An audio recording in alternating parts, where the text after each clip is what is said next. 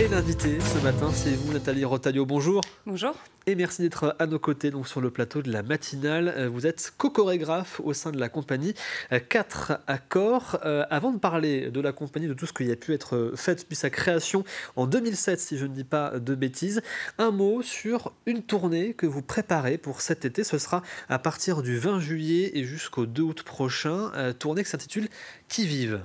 Oui, alors cette année, la compagnie 4 accords s'est lancé un défi un peu fou, c'est d'organiser une tournée à vélo. Et donc c'est une idée qui me trottait dans la tête depuis pas mal de temps. Et le spectacle Qui vive, en fait, s'y prêtait vraiment.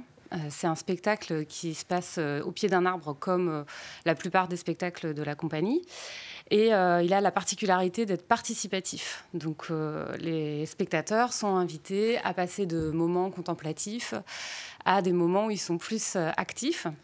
Et dans ce cheminement, on est vraiment sur une communication qu'on a développée dans le non-verbal.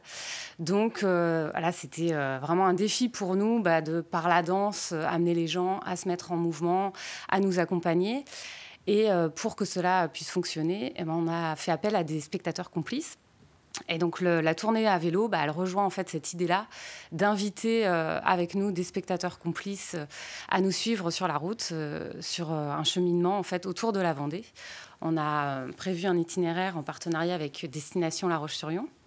Et donc, on va cheminer sur 7 ou 8 dates en vélo, au pied des arbres, donc avec des lieux comme Dompierre-sur-Yon, La Ferrière, Mouilleron-le-Captif. Et ça finira le 2 août au Moulin de Rambourg, à Némy. Alors c'est vrai qu'on a d'ailleurs quelques images, si Antoine veut d'ailleurs nous les mettre, des spectacles que vous proposez, assez impressionnants, avec donc, des acrobaties à chaque fois autour d'un arbre, vous êtes harnaché. Concrètement, comment vous est venue d'ailleurs l'idée d'utiliser justement l'arbre en tant que tel comme scène pour le spectacle finalement ? Il y a une dizaine d'années avec Émilie Vin, qui est aussi chorégraphe de la compagnie, on a découvert la danse verticale et la danse voltige. C'est une danse en suspension qui se pratique donc, au bout d'une corde en baudrier. Et on faisait jusqu'à présent des spectacles pour la rue. Et à partir du moment où on a découvert cette pratique folle, on a eu envie de faire que ça. Et donc on a regroupé toutes les techniques connues autour du terme de danse contemporaine encordée. Alors le spectacle, au-delà de la partie vélo, c'est aussi une manière pour vous de raccrocher le public entre guillemets au vivant, à l'environnement, et cette question aussi du déplacement doux finalement, puisque vous allez circuler entre chaque lieu en vélo. Oui, le Qui vive, ça parle vraiment de ce qui nous raccroche aux vivants tous. Et puis c'est aussi une manière de questionner l'élan collectif. Qu'est-ce qui fait qu'on agit tous ensemble? Qu'est-ce qui fait qu'on n'agit pas? Il n'y a pas d'obligation dans ce spectacle à participer obligatoirement. En fait, c'est vraiment... on peut être juste témoin de ce qui se passe et voir l'émanation du groupe monter. C'est très progressif. Comme je le disais tout à l'heure, il y a des moments où les gens sont amenés à contempler des corps dans un arbre. Ça remet tout de suite à l'échelle en fait, de l'immensité des arbres en général. Et donc, le but, c'est que les gens puissent tous ensemble se raccrocher au vivant. Comment est venu ce cheminement? Parce que les premiers spectacles, alors si je ne dis pas de bêtises, de ce que j'ai pu voir de la compagnie, étaient plutôt, entre guillemets, en termes de dispositifs, pas forcément en extérieur. Il y a eu un cheminement qui s'est fait pour ensuite passer de spectacles, de lieux plus classiques à ce théâtre extérieur. Vous l'avez dit tout à l'heure, la compagnie elle a été créée en 2007, c'était il y a très longtemps. Avec Émilie, on était dans nos études de danse. Et assez rapidement, on a eu envie de monter nos spectacles pour dire ce qu'on avait à dire sur scène. Et puis, par la suite, on est allé dans la rue parce que ça nous tenait à cœur d'aller rencontrer tous les publics, parce que la danse contemporaine n'est pas forcément accessible à tout le monde. Et nous, on avait des choses à dire à tout le monde.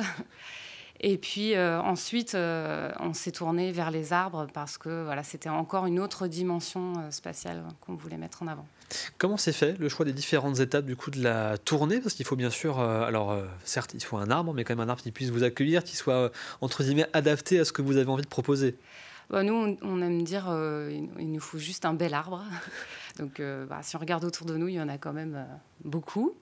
Après, c'est ça qui est très intéressant dans cette danse, c'est qu'on est obligé de s'adapter à toutes les architectures d'arbres qui se présentent à nous.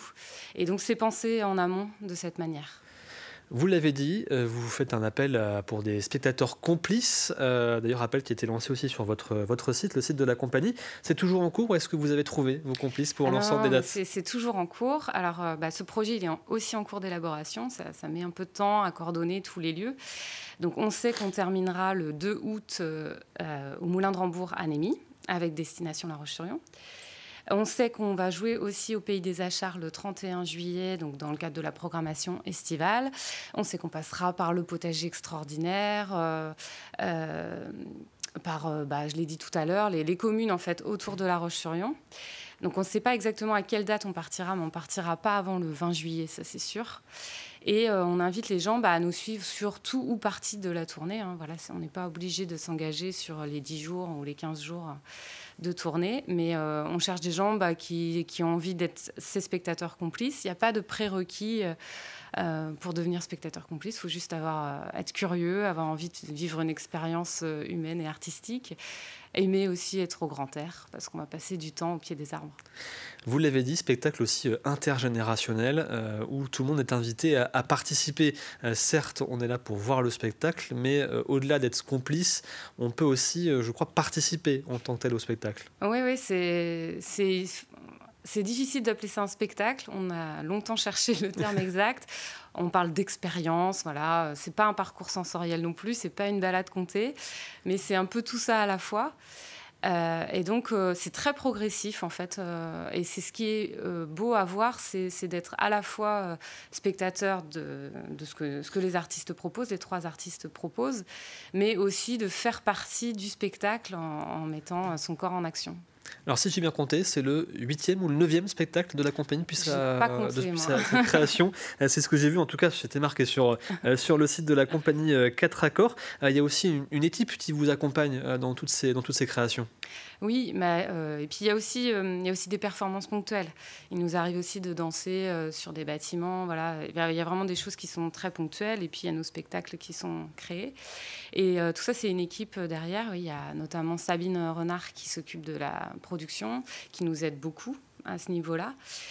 Pour Qui Vive, il y a un musicien qui s'appelle Paul Bouffet, qui propose de la musique verte, qui est une musique qui est faite avec des feuilles, des tiges, qui amène vraiment une dimension particulière à ce spectacle. On travaille aussi avec d'autres musiciens, d'autres danseuses au fil des projets. Et d'ailleurs, si on souhaite vous contacter, on a l'adresse mail qui vient de s'afficher donc de la compagnie. Et si on souhaite en savoir plus, il y a votre site aussi où tout est expliqué, notamment sur cette tournée. Merci beaucoup, Nathalie Rotaillot, d'avoir été à nos côtés ce matin. Très rapidement, un dernier mot. Le 1er mai, on danse aux Terres de Langemière à Esnay. Et c'est une occasion pour vous de voir le spectacle et de nous rencontrer. C'est noté donc pour le 1er mai. Et donc rendez-vous du 20 juillet au 2 août prochain pour cette tournée donc, à vélo sur le territoire de La Roche-sur-Yon. Et pas seulement. Merci à nouveau d'avoir été à nos côtés.